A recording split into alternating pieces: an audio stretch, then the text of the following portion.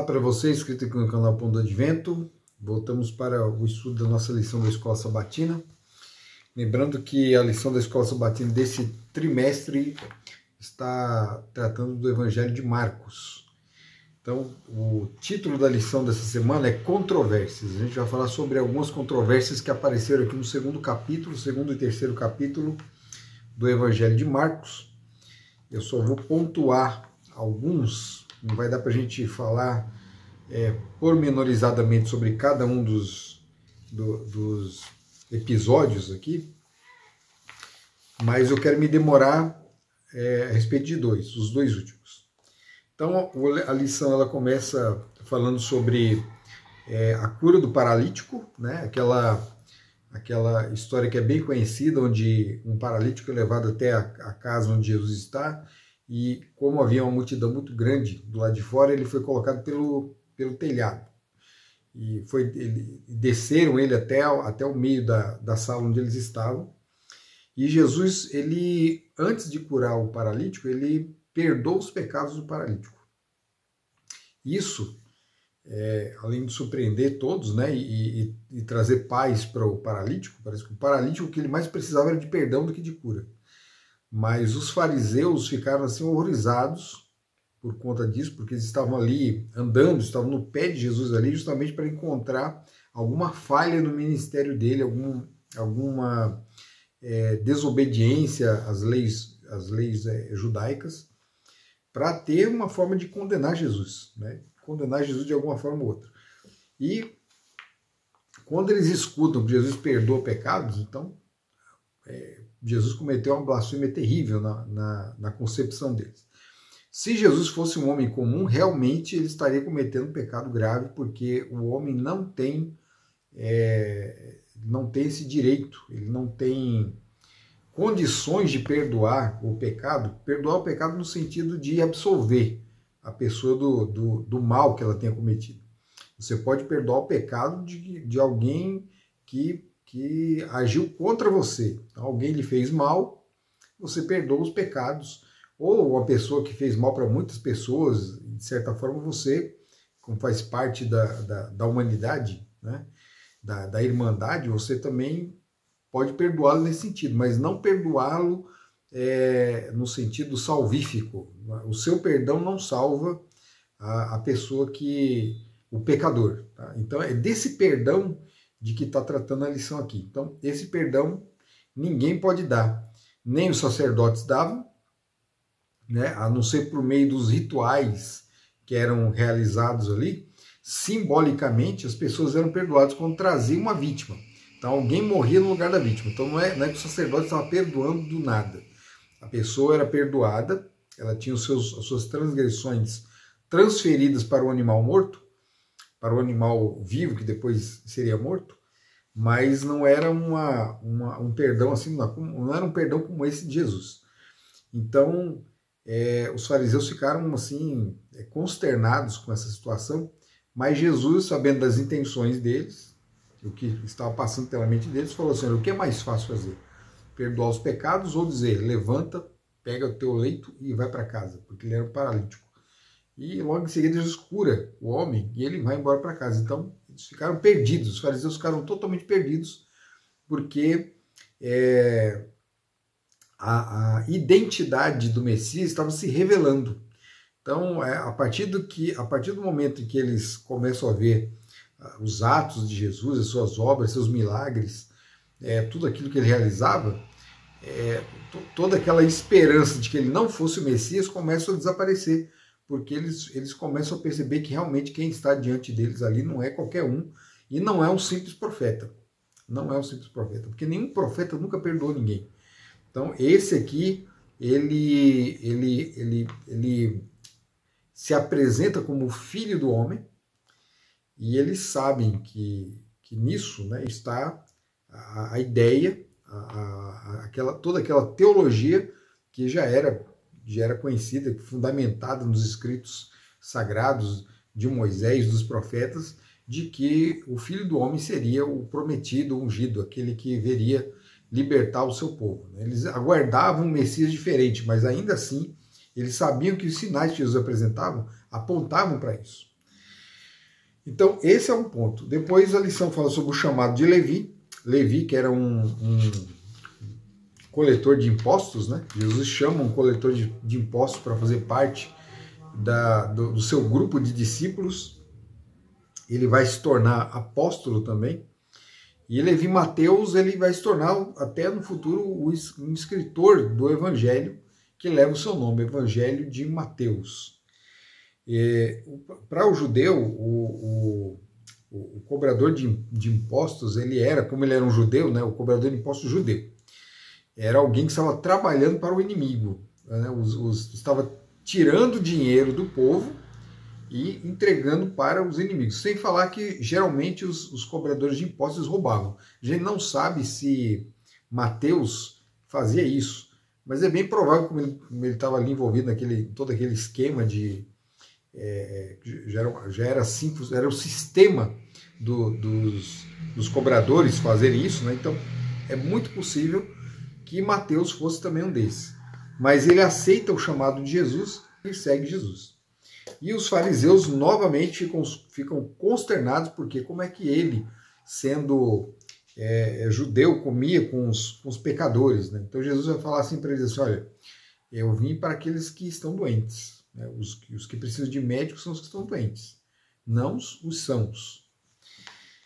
Então, esse é um, mas aí vem o ponto onde eu quero me demorar um pouquinho aqui. A passagem de Marcos, no capítulo 2, a partir do verso 23, onde Jesus atravessa uma seara e começa a colher algumas espigas e comer com seus discípulos, né?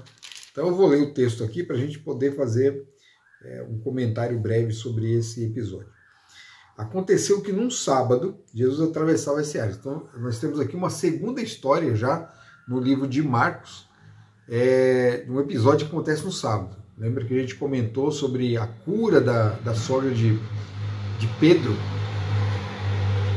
que aconteceu no sábado, e também o episódio do endemoniado, foi também, né, foi exorcizado num dia de sábado. Então Jesus agora aqui de novo no sábado ele é interpelado pelos fariseus. Aconteceu que num sábado Jesus atravessava as searas e os seus discípulos ao passar começaram a colher espigas. Então os fariseus disseram a Jesus, olhe, por que eles estão fazendo o que não é lícito aos sábados? E ele lhes respondeu, vocês nunca leram o que Davi fez quando se viu em necessidade de ter fome, ele e os seus companheiros? Como entrou na casa de Deus no tempo do sumo sacerdote Abiatar e comeu os pães da proposição, os quais só os sacerdotes era lícito comer, e ainda deu esses pães aos seus companheiros? E Jesus acrescentou, o sábado foi estabelecido por causa do homem, e não o homem por causa do sábado. Assim, o Filho do Homem é Senhor também do sábado. Essa passagem ela é muito mal interpretada no mundo, assim, no meio evangélico, não só as igrejas evangélicas, mas as igrejas protestantes também. E se tira daqui o ensinamento, o falso ensinamento de Jesus aqui estaria abolindo, né? Já estaria apresentando uma nova realidade aqui com relação ao sábado.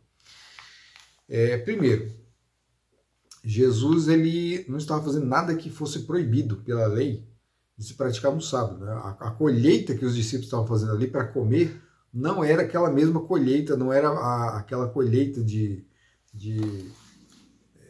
que era feita semanalmente, que era feita durante a semana, onde se faziam os molhos, né, e se levavam os celeiros para armazenar e tudo mais, ou o trigo que era colhido para ser moído, para fazer farinha. Não era nada disso que estava acontecendo aqui. Eles estavam com fome e eles passaram pela seara e começaram a pegar as espigas ali de trigo e comer. Estavam só matando a fome. Na verdade, estavam até cumprindo, né, uma parte do mandamento que permite isso, porque uma parte das plantações, está na lei, na Torá, uma parte das plantações é destinada justamente às pessoas, os necessitados, pessoas que estão, os transeuntes, pessoas que estão com fome. Essa parte não era colhida, justamente ficava ali livre para que as pessoas pudessem, com fome, pudessem passar e pegar e colher, levar para casa. É justamente isso que eles estavam fazendo nesse sábado aqui. E aí os fariseus vêm, interpelam e Jesus fala para eles, olha, vocês nunca leram o que fez Davi? O Davi, quando teve fome, veja que se tratava de fome aqui o assunto, tá?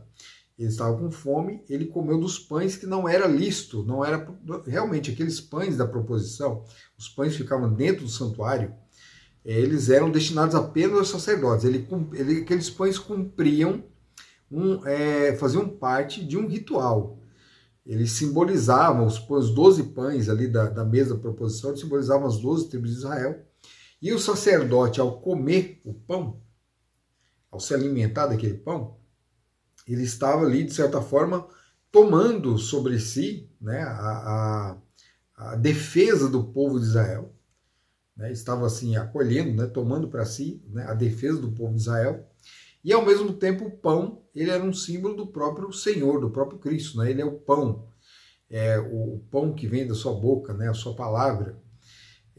Justamente no livro de Deuteronômio que nós contamos aquela passagem, fala assim, nem só de pão viverá o homem, mas de toda palavra que procede da boca de Deus. Então, eles, ao comerem do pão, simbolicamente estavam comendo de Cristo. É o que vai acontecer na ceia do Senhor no Novo Testamento, é a mesma coisa. Então, aquilo ali cumpria um papel ritualístico. Então, aquele pão não era para qualquer um comer. Ninguém podia comer daquele pão, a não ser os sacerdotes, para cumprir o ritual e o significado. Mas uma situação, né, totalmente inédita, né? Davi estava ali com seus companheiros sendo perseguidos, naquele momento estavam com muita fome, e os sacerdotes permitiram que eles comessem, mesmo assim com restrições. Mesmo assim eles tiveram que cumprir algumas restrições para poderem comer do pão. Eles não podiam ter chegado às suas mulheres naquele período. Então, como não era essa situação, então eles puderam comer do pão. E foi apenas um ato assim isolado, né? Um ato isolado. Poderia acontecer de novo e os sacerdotes poderiam dar de novo. Mas, por exemplo, qualquer um aparecesse e falasse, estou querendo comer do pão da proposição. Não podia, era proibido. Então, nesse caso, houve exceção. Por quê? Porque havia uma necessidade maior ali. As leis que foram estabelecidas por Deus nunca foram criadas para prejudicar o homem em situação alguma. Então, numa situação de gravidade, o que pesa é o homem, é o ser humano. A mesma coisa vale para o sábado. Por isso que Jesus fala assim, o sábado foi feito por causa do homem, não o homem por causa do sábado. Então, o sábado foi feito para benefício. Quando ele fala assim, foi feito por causa do homem, é porque foi feito para o benefício do homem. Tanto o seu benefício físico, quanto o seu benefício espiritual. E quando Jesus declara que ele é o Senhor do sábado, ele está querendo dizer assim, olha, eu sou o Senhor do sábado, então eu estou abolindo o sábado a partir de agora, vocês estão desobrigados disso, eu estou mudando as coisas que ele mesmo criou, porque quem deu aquela lei lá no Sinai, quem criou o mundo, né? Quem criou o mundo? Quem que João diz lá no seu evangelho, logo no primeiro capítulo, que é o criador do mundo. Todas as coisas foram feitas por intermédio dele, por Jesus, e sem ele nada do que foi feito se fez. Tudo foi feito por meio de Jesus. Então, ele é o Criador. E é ele quem descansa no sábado. Jesus descansa no sábado. Ele ali no Éden, descansou no sábado junto com Adão e Eva. E agora Jesus aparece e fala, só é o Senhor do sábado, eu estou mudando tudo, tá? Porque estava tudo errado, não está dando certo isso aqui, eu estou mudando as regras. Não é isso que acontece. Quando Jesus declara que ele é o Senhor do sábado, ele está reafirmando a sua autoridade como Criador. E explicando a forma correta de se guardar o sábado. Então, o sábado ele foi feito para o benefício do homem. Por isso que ele expulsa o demônio no dia de sábado, ele cura a sogra de Pedro no dia de sábado, e aqui ele alimenta os seus discípulos no dia de sábado, que é ele quem permite, quem dá essa autorização. Não era uma coisa que era praticada no antigo Israel, por isso que eles se escandalizaram.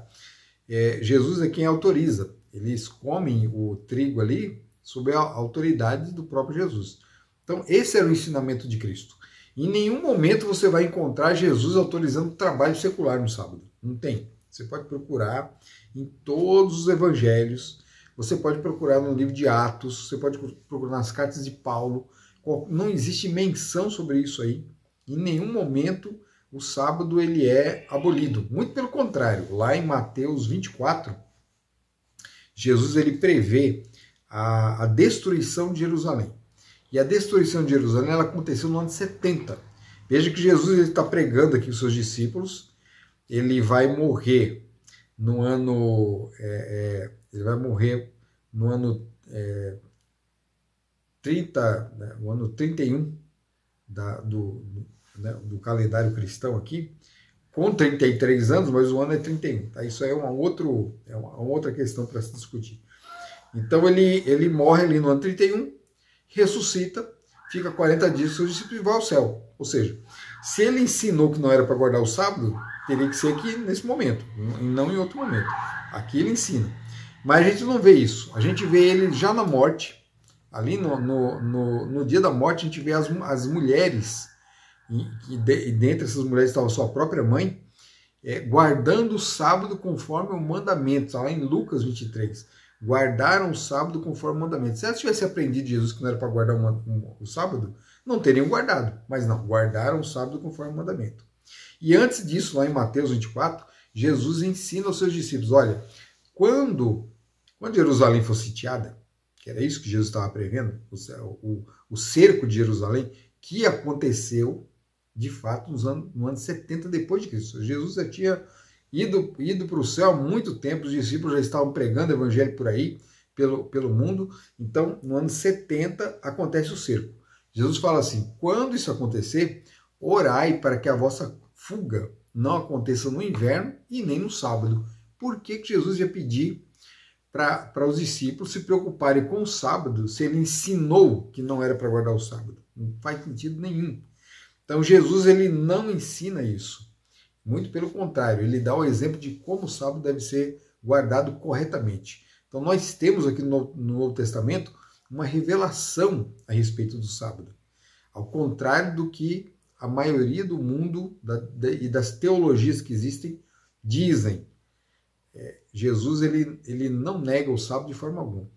E lá em Mateus está bem claro, Mateus capítulo 5, 17, Jesus fala assim, não penseis que vim revogar a lei ou os profetas. Eu não vim revogar, mas vim cumprir. Ou seja, se ele cumpriu, se Jesus fez o que ele realmente disse que ia fazer, então ele guardou o sábado também, porque a lei exigia isso. A lei que ele mesmo deu. Né? Vejo que seria um paradoxo muito grande. Jesus ele dá a lei para depois falar assim, olha, não precisa guardar a lei. O último episódio aqui, a gente não tem muito mais tempo para comentar, mas vou fazer rapidamente um comentário. É uma história que se passa depois desse episódio. Jesus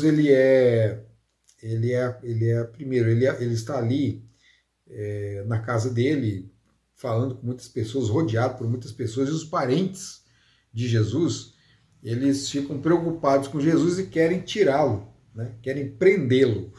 Saíram para prendê-lo, pois diziam, está fora de si. A palavra de Jesus está fora de si. E aí, em seguida, os escribas que tinham vindo de Jerusalém começam a acusar Jesus de estar possuído por Beelzebul. Porque ele expulsava demônios pelo poder do demônio, do maioral dos demônios. Então, era demônio contra demônio. E aí Jesus fala assim, olha, como é que pode Satanás expulsar Satanás? Uma casa dividida é uma casa fraca, é uma casa que não é uma casa bem estruturada. Então, um reino dividido é um reino fraco. Então, não tem sentido nenhum Satanás expulsar Satanás. Jesus estava apresentando para eles como era ilógico aquilo que eles estavam falando. Como é que Jesus ele ia expulsar os demônios ali pelo poder do próprio demônio, ou seja, o demônio agindo contra ele mesmo? Muito pelo contrário, naquele momento que Jesus estava aqui na Terra, o inferno todo estava trabalhando arduamente contra o ministério de Jesus. Estavam todos empenhados. Então, fazia sentido nenhum ter um demônio ali auxiliando Jesus no trabalho. Mas os fariseus achavam isso e Jesus explicou muito bem, né? Olha, um reino dividido é um reino fraco. Só que essa passagem aqui, ela se encontra no meio de duas histórias. Né? Há aqui uma estrutura de quiasma. Né? A lição aqui chamou de história em formato de sanduíche. Então você tem aqui no sanduíche, você tem um pão, você tem outro pão, você tem um recheio do pão no meio, que é a parte mais importante. Então a parte mais importante dessa história é justamente isso que Jesus fala. Né? Jesus esclarece que o trabalho dele não é feito por meio do demônio, mas pelo Espírito Santo. Porque no final ele vai dizer assim, olha, toda blasfêmia será perdoada. Né? Tudo que os homens disserem, tudo que eles fizerem será perdoado. Mas a blasfêmia contra o Espírito Santo não será perdoada. A blasfêmia contra o Espírito Santo não será perdoada. O que significa isso aqui? O que significa essa blasfêmia contra o Espírito Santo? Veja que Jesus ele estava imbuído do Espírito Santo para realizar essas obras. E os fariseus estavam dizendo assim que não, eles estavam imbuídos pelo diabo, pelo demônio. Eles não reconheciam a atuação do Espírito Santo na vida de Jesus, nem dos seus discípulos, porque depois os discípulos vão fazer isso também. Também vão expulsar demônios e curar as pessoas imbuídos do Espírito Santo. Então, essa atitude em relação ao Espírito Santo, que era assim meio que sem, de forma meio não intencional da parte dos fariseus, mas Jesus fala assim que na intencionalidade, num ato intencional contra o Espírito Santo, o ato do Espírito Santo, essa é a blasfêmia, é se posicionar contra, ou atribuir, ou menosprezar, ou ridicularizar, ou seja, qualquer coisa que seja feita contra o Espírito Santo, é blasfêmia contra o Espírito Santo. E contra isso não há perdão. Por quê? Porque o trabalho do Espírito Santo é justamente convencer o homem do pecado, da justiça e do juízo. Se a pessoa se coloca contra esse trabalho do Espírito Santo, contra essa atividade que ele tem que realizar, como que ele vai se salvar? Porque convencer a pessoa do pecado é o primeiro passo para a salvação. Convencê-lo da justiça é colocá-lo no caminho da justiça. O Espírito Santo é que vai conduzi-lo no caminho e prepará-lo para o juízo.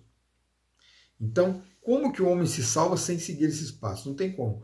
Então, por isso que a blasfêmia contra o Espírito Santo, ou seja, essa atitude em relação ao Espírito Santo, ela é imperdoável. O homem se coloca numa situação onde não tem condições do Espírito Santo trabalhar na vida dele. Por isso, não tem perdão, está perdido. E logo em seguida a esse episódio vem a família de Jesus, a mãe, os irmãos e as irmãs, chamá-lo, né, no meio, ele estava ali trabalhando, pregando o evangelho, e eles vêm incomodar Jesus ali, chamá-lo. O texto não explica, né, para que eles vêm chamar, mas provavelmente isso está relacionado com a primeira passagem, com o início da estrutura de sanduíche aqui, quando foi dito que a família de Jesus queria prender Jesus porque ele estava fora de si. Certamente Maria, até a própria mãe, né, induzida ali por esses outros parentes, se convenceu disso. Então Jesus fala assim, olha, quem são os meus familiares? Quem é meu pai, minha mãe e meus irmãos? Meu pai, minha mãe e meus irmãos são aqueles que fazem a vontade de Deus. Então, ao se posicionarem contra o trabalho de Deus, estavam se afastando, justamente se afastando. E isso tem um paralelo, justamente por a estrutura de sanduíche justamente aponta para isso. Quando Jesus fala assim que uma casa dividida é uma casa fraca, é justamente isso que estava acontecendo com a casa dele mesmo, do próprio Jesus. Porque Jesus precisava realizar um trabalho e a família estava atrapalhando. Então a família atrapalhando estava enfraquecendo justamente o ministério dele, com esse tipo de atitude.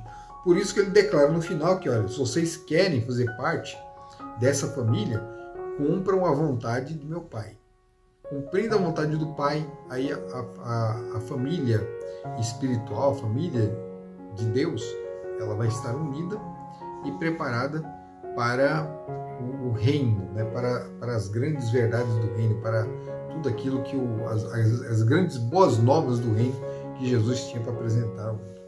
Então, esse é o conteúdo da lição que trouxe essas controvérsias, né? Esses episódios controvertidos aqui do ministério de Jesus. Não são os únicos, a gente vai encontrar muito mais coisa ainda no Evangelho de Marcos. Esse aqui foi só o início da jornada aqui em Marcos, né? Foi o que ele enfatizou logo no início.